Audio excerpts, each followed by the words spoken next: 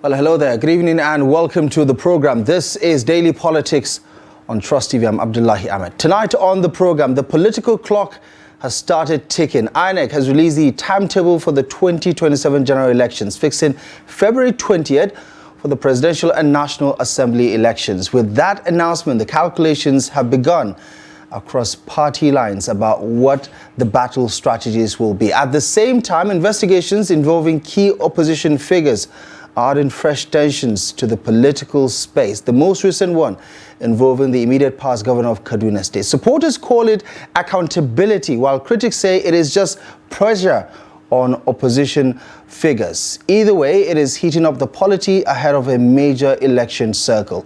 And within the African Democratic Congress, preparations are underway for the upcoming convention, and talks of zoning and power balance are already shaping internal debates as the party positions itself for 2027. We'll be breaking all of this down, what it means for the opposition dynamics as well as Nigerians, with someone who understands what is playing out, especially in the ADC. And ADC stalwart will be part of our conversation tonight. But first, let's bring you up to speed with the latest political developments of the day.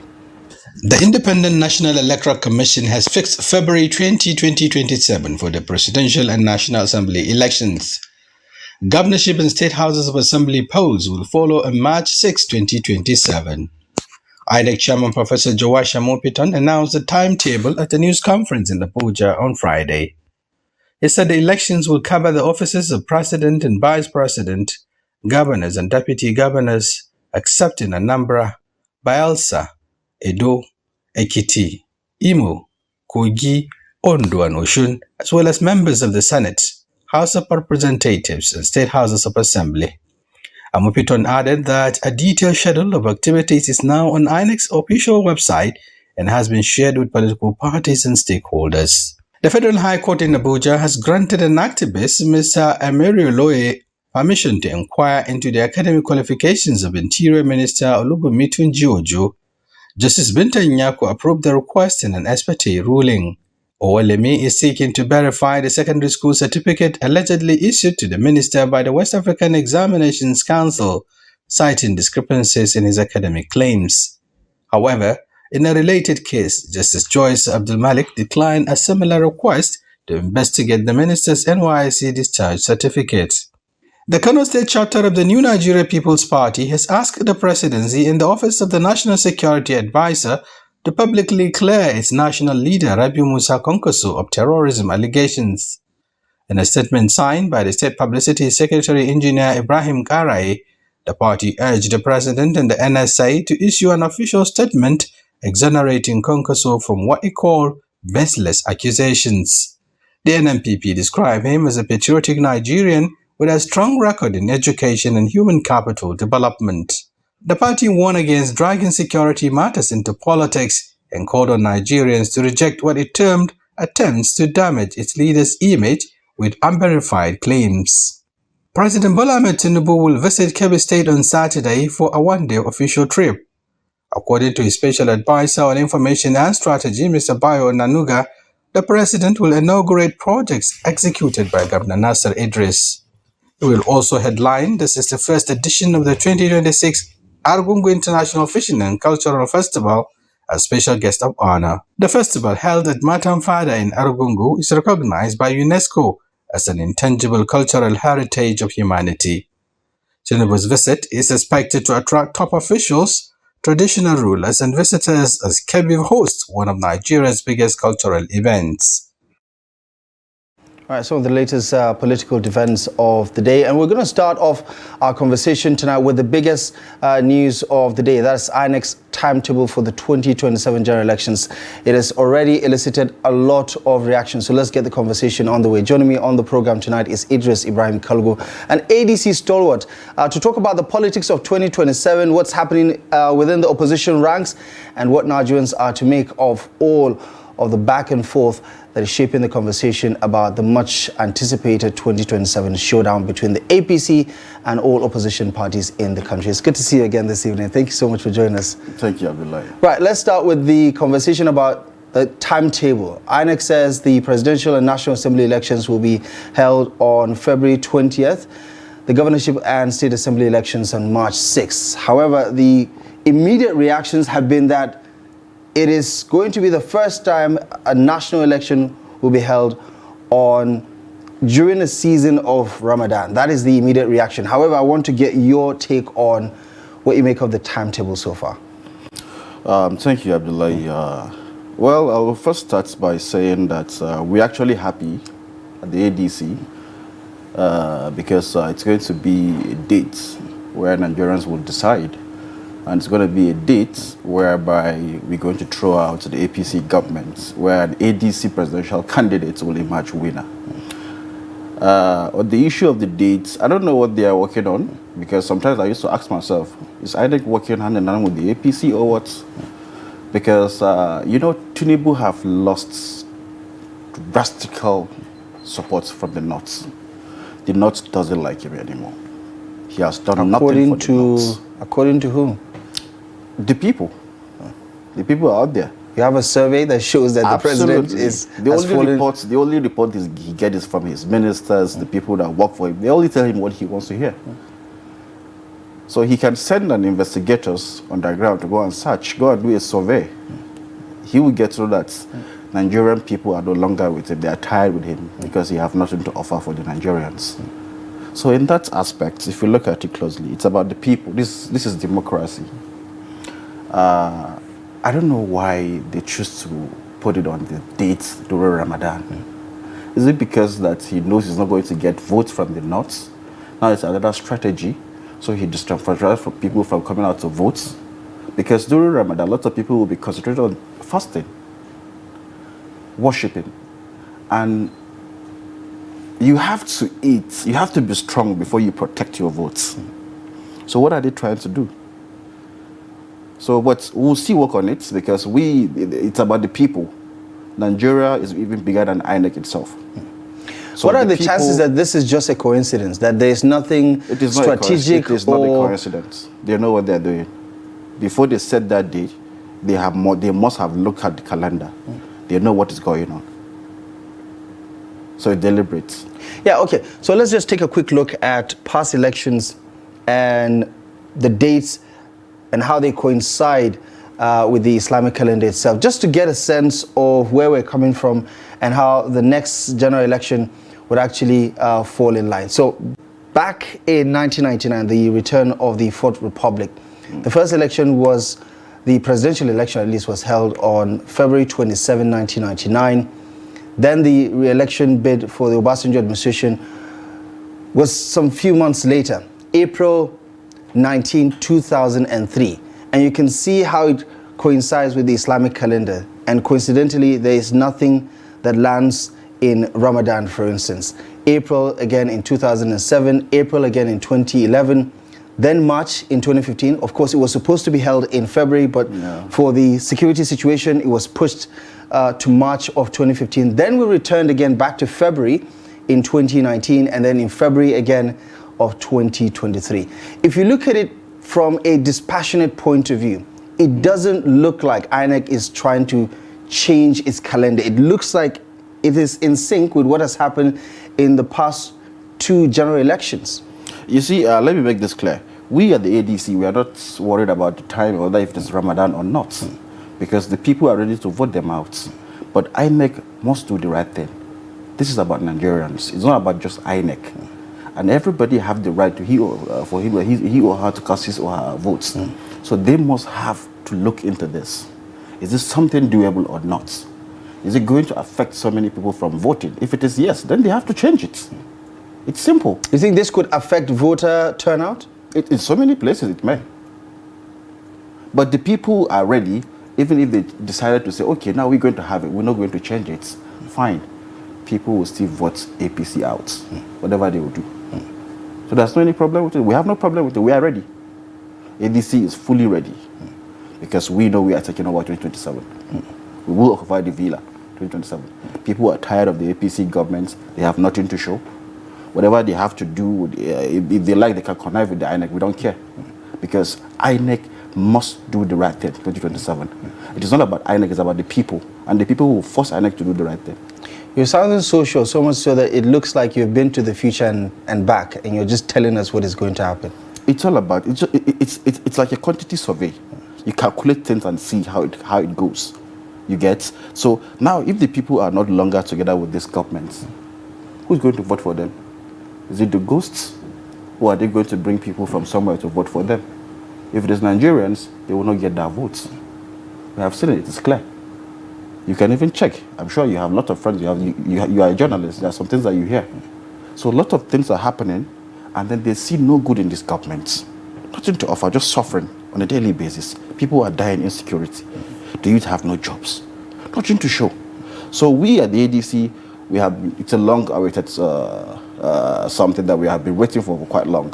The dates, fine, let's go, so that we get these people out of government. You say the APC is unpopular, but their national chairman recently just claimed to have registered tens of millions of Nigerians with regards to their ongoing e-registration exercise. And also we know that their dominance has broken the PDP's record of the most governors, the most senators, the most House of Representative members at any given point in time, especially in the Fourth Republic. You say they are unpopular, but the facts show otherwise. Are the governors with the people? They are not. The people are no longer together with the governors. They can take, if they like, let them take the whole 36 governors. Let me take you back 2023. What happened in the last election? With the PDP presidential candidate, Atiku Abubakar. APC were having about, is it 21 to 23 governors then? And 5 governors from the PDP were against it on candidates. And even some of the governors that are not openly against the presidential candidate of the PDP, we have some most among the governors. So technically, last election, we went to the election with about almost 30 governors against us in the PDP.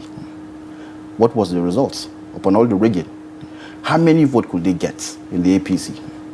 Just 8-point-something million? Yeah. And then yet, at the same time, how many votes did Atiku Abubakar get? Does the ADC have the same structure that the PDP has as an opposition party? Because there is much talk about how the ADC is a very big, giant smoke screen. Who were the 3 major candidates last election? Yeah, but there's a difference between the candidate. There's a difference Tinubu. between the candidate and the structure behind the candidate. The structure are the people, and the people now saying, okay, look, we have a candidate. Who are these major candidates? Atiku Abubakar and Peter Obi. Put together their votes. How many votes will we get? About almost getting to 13 million? Then come back to it. This is where in ADC now we have Atiku Abubakar, we have Peter Obi, we have Rotimi Amechi, we have Malam Nasir El-Rufai, and so many on. How can they win? How did the APC even manage to win the election because of the help of people like the El-Rufai? Where is El-Rufai now? Well, last time out, Tinubu beat Atiku Abubakar, he also beat Peter Obi. So why should 2027 be any different? He did not beat Atiku Abubakar. It was rigged. I mean, he beat him. I mean, you can claim that, but legally speaking, the winner of the election is Bola Ahmed Tinubu. Let's see how he will win this election, because we will protect our vote from polling units. Are you saying you didn't protect your votes in 2023? We did I think there are some errors that happened at the last election. Right. And it's good to know your mistake. It's good to make a mistake, but it's not good to repeat the same mistake. Now we have learned our lesson.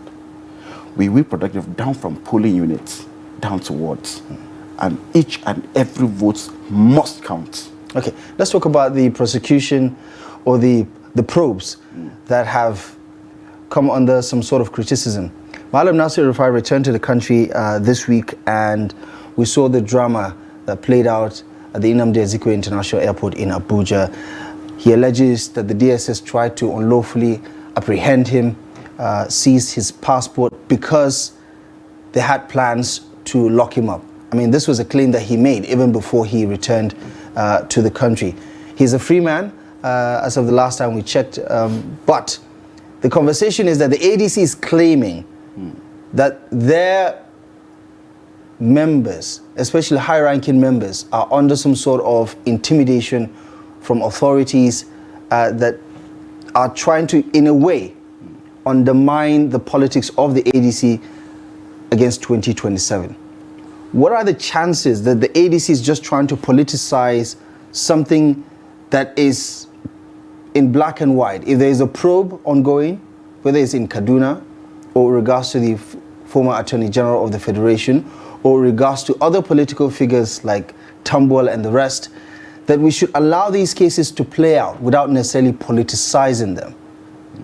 Is that not a fair question to ask the ADC to stop politicizing anti-graft cases? Okay. Let me say this. Let's agree that these people are corrupt, as the APC government are claiming. Where is Akpabio now? Is he not the Senate President? Where is Yahya Bello now? Still an ongoing case. So unfortunately, as long as you are a member of the APC, you are safe. You are not corrupt.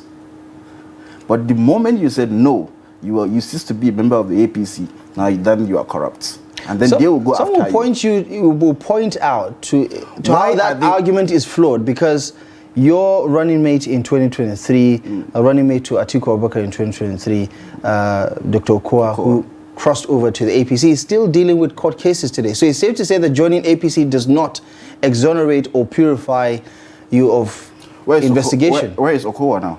The case is still on. Where is he now? Yeah, but the point is that the case is still on. He's innocent until proven guilty. That's how it works. Why is it that it is only the ADC member that they try to crack down, arrest them and then detain them? Why? I just pointed out that APC, there are some big players in APC that are still under investigation. Under investigation, but they are at home freely. Is Erufai not free? No, he's not. We have seen it. They even tried to arrest him right from the airport. Right. But he's still a free man now. He's still a free man, isn't he? He has been invited to AFCC on Monday. Right. He's going there on Monday. Right. Which is still legal. Which is legal. We know it is legal. Right. But why is it just only about the ADC members? What are they afraid of? It is not democracy. We have a president who used to be a Democrat then, but now he's something else. We don't even know what he is now. Is anything wrong? How many protests has Tinubu lead? How many protests? We have so many record of what he has done in the past decades, just fighting for democracy. Why can't he allow democracy to flow? Is he afraid because these people are going to fight him, and because they are capable of removing him from power? Is it what is he afraid of? But this week we also saw Peter Obi join the protesters at the National Assembly. We also saw Rotimi Amici at the National Assembly protesting in respect to the amendment bill, the electoral amendment bill. Yes. Some would say that's the APC being tolerant, isn't it? There were no crackdowns. Were they the ones that started it? It is the common Nigerian people. They only decide to join the Nigerian people. Have you forgotten 2014, 2013 when Buhari and then Tinubu and rest went out to protest because of what? Simply increment of fuel price? How much is fuel price now? The same president that said do not suffocate the poor. And now he's busy technically now, not even suffocating them, killing them with hunger. Everything has skyrocketed. So what we are saying is, this is democracy. If you are not afraid, allow people to run their run their politics the way they feel is to do it, or the way they feel is right for them to do. Because whatever you do, people of Nigeria are tired, and these leaders of the ADC and even the members of the ADC will make sure that people do not get to vote these people in 2027 again, because people are tired. Nobody wants to go. Nobody wants to have another 4 years of APC. So they can keep having any governors they want, because the governors are not with the people. They are not. Go to their state, you will see what is going on in their state. They say he who comes to equity must come with clean hands. So isn't it important, even for your movement as a coalition, to make sure that anyone who is accused of wrongdoing is cleared by the court of law and not by political rhetoric? It is a way of slowing down opposition strength. How so? Because they know these people are capable of dragging them out. They have a lot of corrupt people in the APC, but they don't talk about them now because they're simply in the APC. If everybody decides to join APC now, the case will die. Just like that. The same thing goes to Malami. Where is Malami now? Still in DSS detention. But like I pointed out, Okowa joined the APC and that hasn't killed his case. Ngige is still in APC. He's still dealing with his own case. Where are they? Yeah, Bello is still dealing with his own case, isn't it? But so it's safe to say that argument doesn't hold water. But they are all at home enjoying themselves. I mean, because of a court process that granted them bail, isn't it? It was after the case that Okowa decided to join the APC. After the EFCC invited him. And the case is still on. It doesn't matter. But he's at home now flexing. Are you guaranteeing that former Governor Ifeanyi Okowa will be will be a free man, will be exonerated, and it's not because there is no case against him, but because he is a part of the APC. Technically, as we speak, he is a free man because he is in APC now. The only reason why El-Rufai and Malami are being targeted is because they're in ADC. If they choose to join the APC tomorrow, this case will go. But to be fair, there is less than the people on the platform of the ADC or part of the coalition who are currently facing some kind of probe or legal cases tied to corruption or money laundering or whatever the case may be, are less than 1% of the people that make up the ADC. So it's not like everybody in ADC is under investigation. Yeah, they have their targets. The master plan of bringing Tinubu to power was who? El-Rufai. So now El-Rufai is the main target. He knows how El-Rufai play his politics, and he knows how many votes El-Rufai helped him to get from the north. Nobody supported Tinubu better than El-Rufai in the north. So now this is the fear. Somebody that have helped me win election is now against me. How can I slow him down? And then go back to Malami, the same thing. So all these people, these are people that are all from the Northwest. The Northwest produce about almost 52 to 53% of Nigerian votes. That's why we have the massive votes that comes from Nigerian election, presidential election. So whatever they want to do, let them do. We are not afraid. And we are not lazy, and we are not tired, and we have to do the right thing this time around. So ADC, we are fully prepared. You know, people used to say then that INEC have to conduct a free and fair election. 2027 is not going to be like that. It is a must for INEC to run a free and fair election. It is a must. We are tired of hearing those stories. An election will end at polling units. Nothing like going to court. It's not going to happen anymore. Enough is enough. So do you share the reservations that some of the opposition figures have about the back and forth regarding electronic transmission of results, which has culminated in the Nigerian Senate at least conceding that electronic transmission should be the first option, and if it doesn't work, let's resort to manual? We know INEC's position on this already under the Professor Mahmoud leadership, but also to date, INEC has not pushed back on its capability or its ability to deliver a hitch-free exercise as far as the technological aspect of it is concerned. Is the opposition overstating or overemphasizing what the challenges could be regarding transmission of election results on election day? I'm sure you know what Starlinks means. You know Starlinks, right? As long as there's Sky, you can get a network. You can get a network with Starlinks. So let them deploy Starlinks. They just passed a budget about how many? Almost getting to 800 billion. What is it for? Is it for them to go and share among themselves, or what? If it is for it is for them to work for Nigerian people, let them deploy Starlinks. There's almost network, let me say like almost 90% parts of Nigeria. You can go to a very remote areas where you see POS operators there. Where are they getting this network from? Why can't they do the same thing? So the places that we don't have network, let them deploy Starlinks. It must be right. They must do the right thing. We are tired. All these excuses will not take us anywhere. This is our country, and we must fix it. They have to do the right thing. So there's nothing like, we're not going to accept anything like glitch, all this, what happened in the last election and other things. It's not going to happen. We will make sure that each and every vote counts. We're going to have a record once from the polling units down straight to the coalition center. And then we're going to have our people to make sure they protect their votes. So there's anything the INEC wanted to say about all this glitch at the Senate and the Fed. I don't even understand. A senator will come, somebody that represents his own people. With due respect to the Nigerian Senate, on a normal day, a senator is supposed to be based in his or her districts. But all of them are here in Abuja. Some of them don't even know what their people are going through. They don't even know. They only go back to their towns, their districts, maybe like after 2-3 months, some even 6 months, not even a year later. That is why they have what we call sitting allowances. So you go to stay in your district or constituency where you have a sitting, come with your report of what your district's people are asking for, present it to the Senate, and then all of a sudden, just among the few of them, you select them and say, okay, fine, go and review this. Have they talked to Nigerian people? Or is it just for the few of them to decide, the Akpabio boys? I mean, there was an entire process that happened that preceded Professor Josh Amopiton's tenure. Did they consult the Nigerian the town people? hall meetings, the regional meetings, the public hearings, and all of that. That committee is supposed to contain the Senate, the whole senators and the whole members of it, so that they can go back to their people. I mean, review it with their people. The Nigerian National Assembly itself has its own internal processes and procedures. But just as a final point on the electoral amendment bill itself, do you think that electronic transmission is necessarily the silver bullet, the one that can guarantee free, fair, and credible elections? Is that the end-all, be-all as far as election irregularities concerned? Absolutely, it is. And they will do it. It is a must.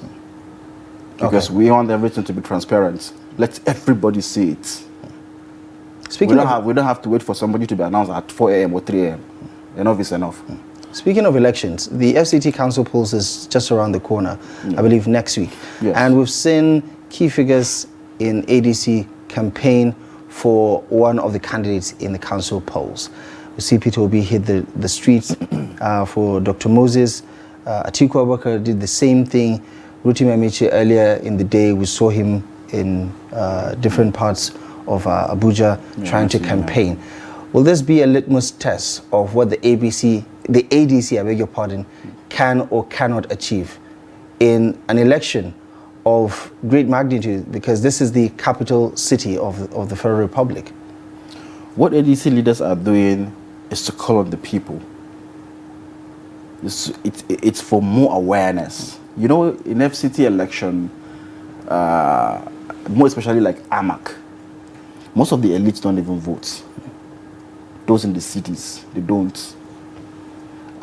You only see most people at the rural areas and maybe some parts of the area councils. Some people in FCT don't even know election has been going on. So what the leaders are doing is awareness, create more awareness for the ADC candidates. There's an election going on, come out and vote. That's what we are doing. Because ADC, we are like all one family. That's why you did not see only Obi going there, you did not see only Atiku or only Amechi going there. No. This is about family in ADC. We support everybody. As long as you're a member of the ADC, you're one family. So we're trying to see how we can call people, come out, cast your votes, do the needful. That's what the leaders of the ADC are doing. Some have framed the AMAC election, or the FCT Council election generally, as Wike versus everybody else. Wike versus Atiku, Wike versus Obi, Wike versus ADC, Wike versus PDP. Or PDP is not necessarily in the mix, but every other person. If, and we're talking hypothetical here, if the ADC loses, is this a sign that of what's to come in 2027? Point of correction, it's not about these leaders that you mentioned about Wike. Wike is not even part of our list, so we don't even care about him. He's just an errand boy to tinubu. We don't even want to talk about him, not even. He's the FCT minister. We don't care about him. And we know from his antecedents that he's capable of disrupting opposition politics. This is FCT, not River State. Whatever he can, whatever he would do, all those things that he's doing, he should go and do it in River State. This is FCT. So it's about party. It's about ADC and the APC. Because we know what they can do. They are very good at rigging. They are very good at manipulation. So that's what we're trying to stop. And just like I said, it's about awareness. People should come out and vote. And based on the calculation that we have made, the APC candidate can only win based on rigging. And that rigging is what we're trying to protect. We're trying to show Nigerians that, look, this is about you. It is not about the leaders of the ADC. It is about you. It's about your future. It's about your unborn children. That's what we are trying to do. Simple. supporters of the ruling party would say this is the opposition once again preemptively giving a dog a bad name in order to hang it. So you are preemptively saying that the elections will be rigged so that if you lose, you have a perfect excuse to say, aha, what did we say about these elections? I think when Dr. Mo win, I will still come back here. I think I'll even bring Dr. Mo here so that he can thank the people of AMAC for voting for him, because it's based on numbers.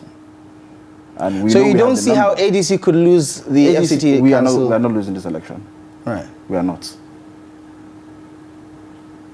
There's no chance of ADC losing? There's no chance. Right. We will win this election.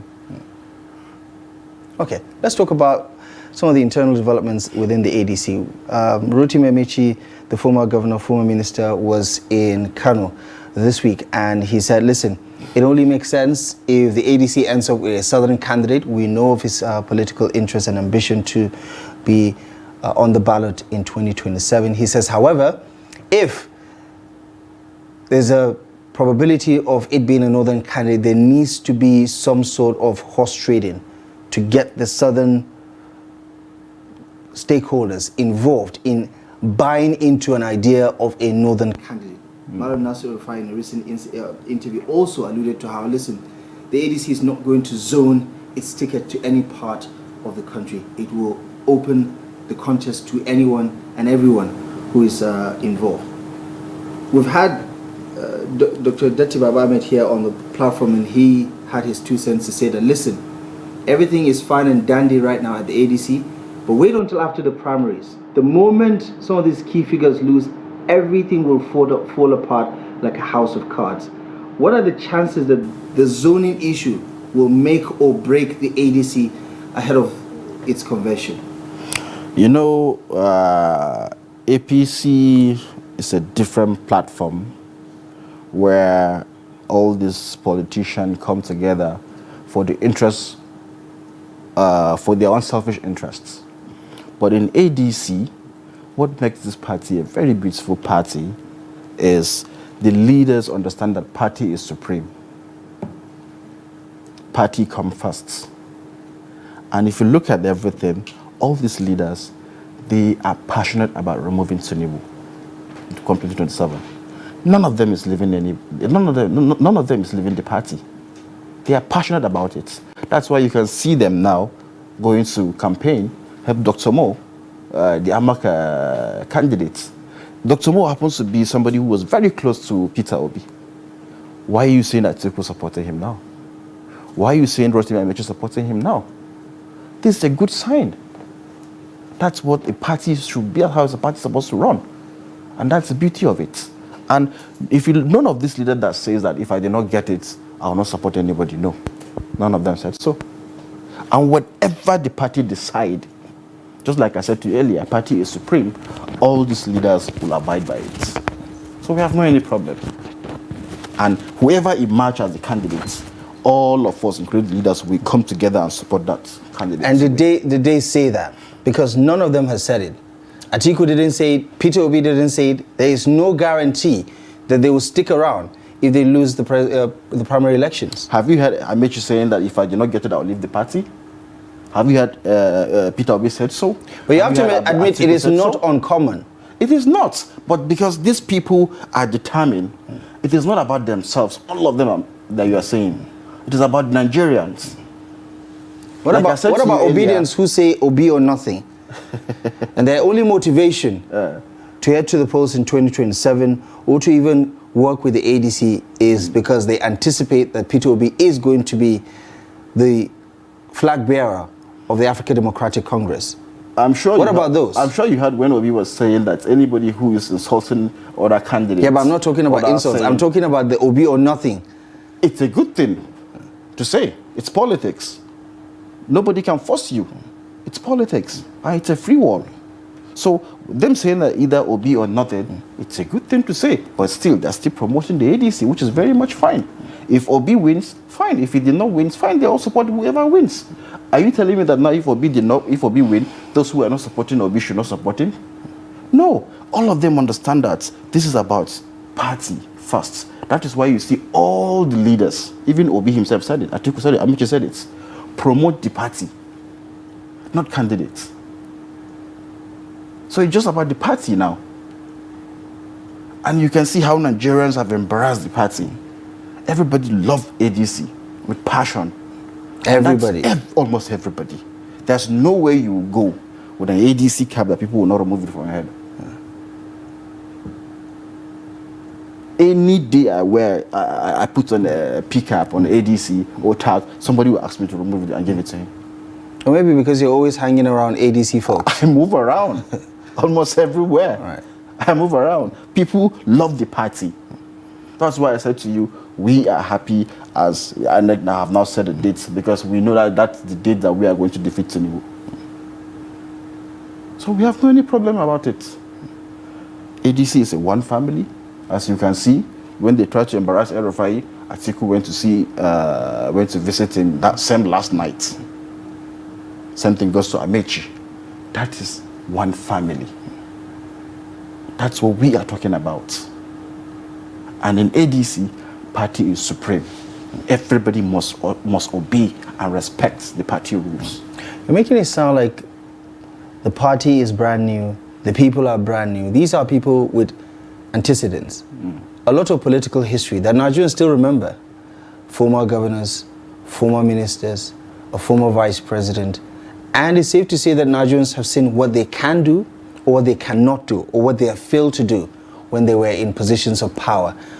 Is the ADC trying to present itself as well as its stakeholders and key players as something new?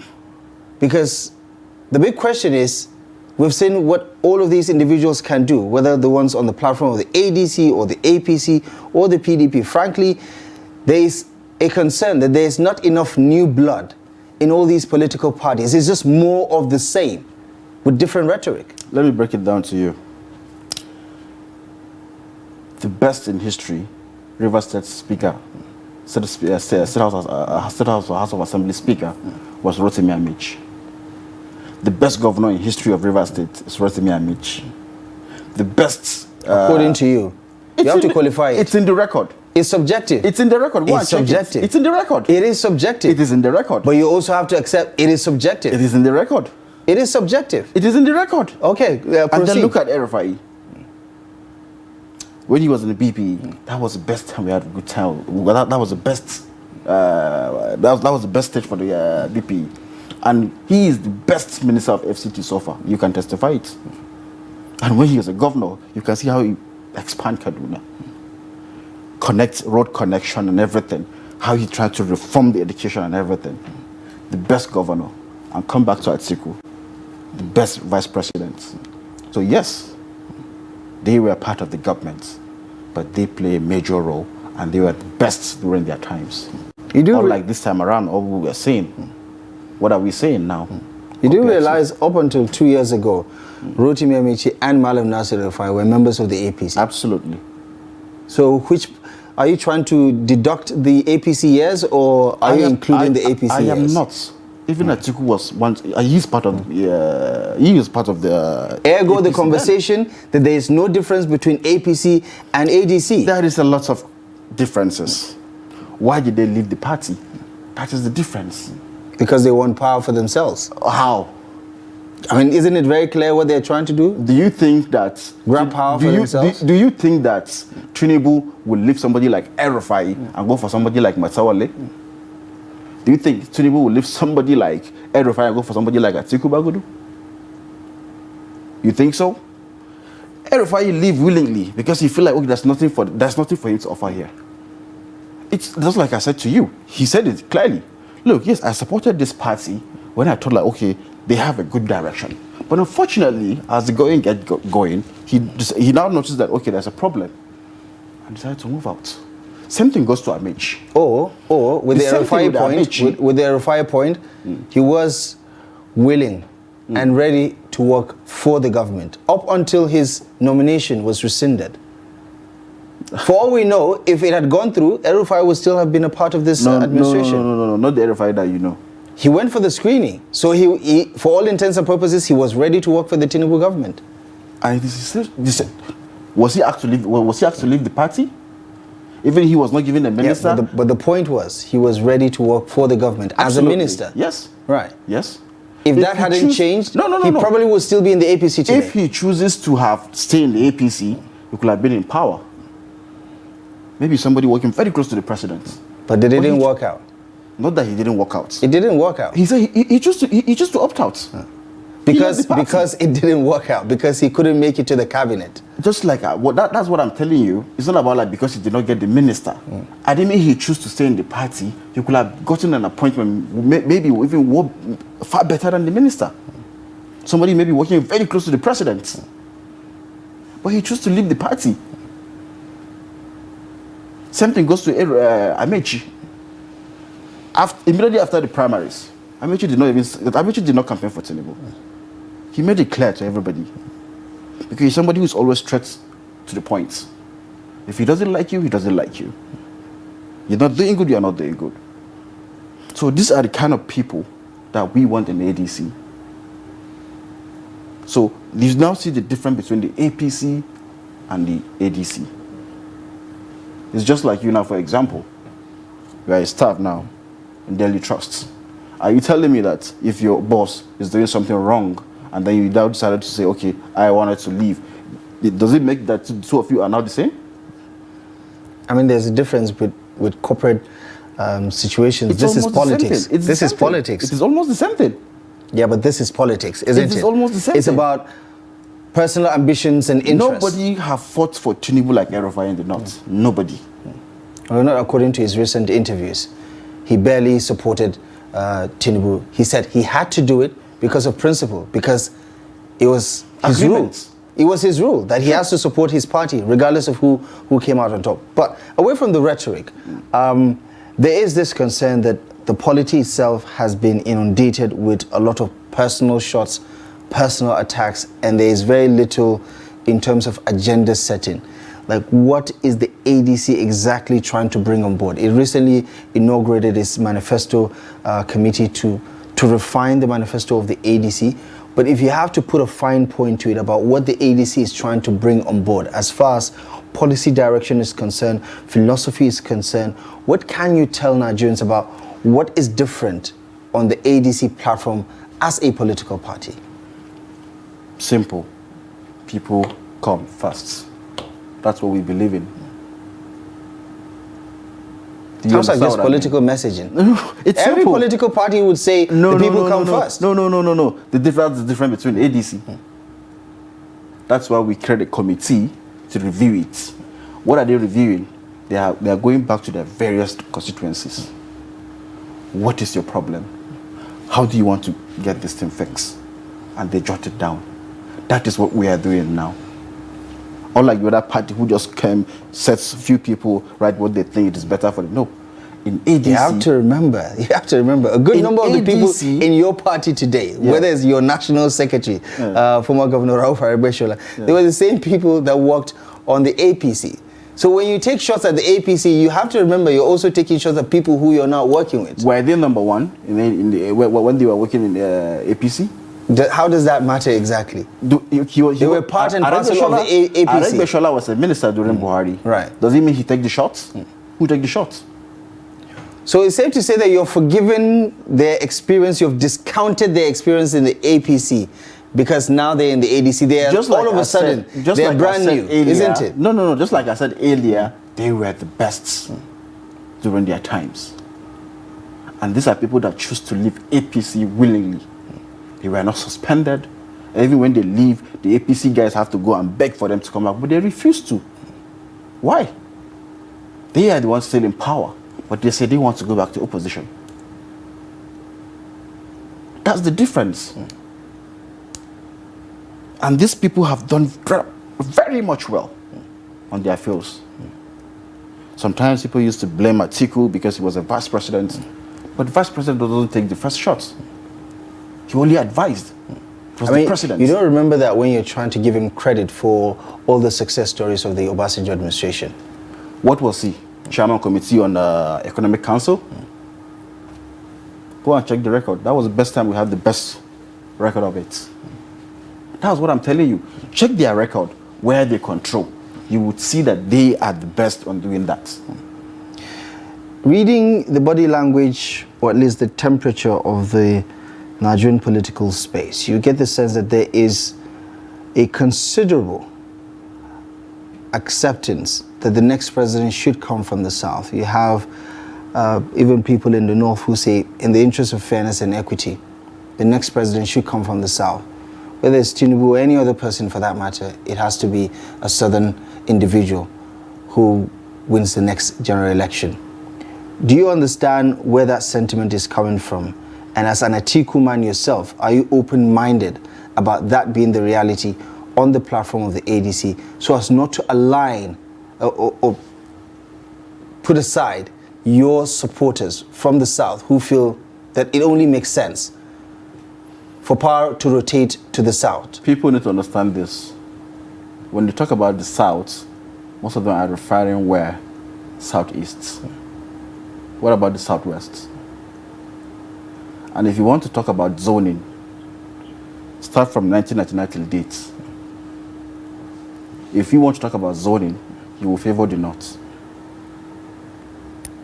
Obasanjo 8 years, Yar'Adua just 2 years.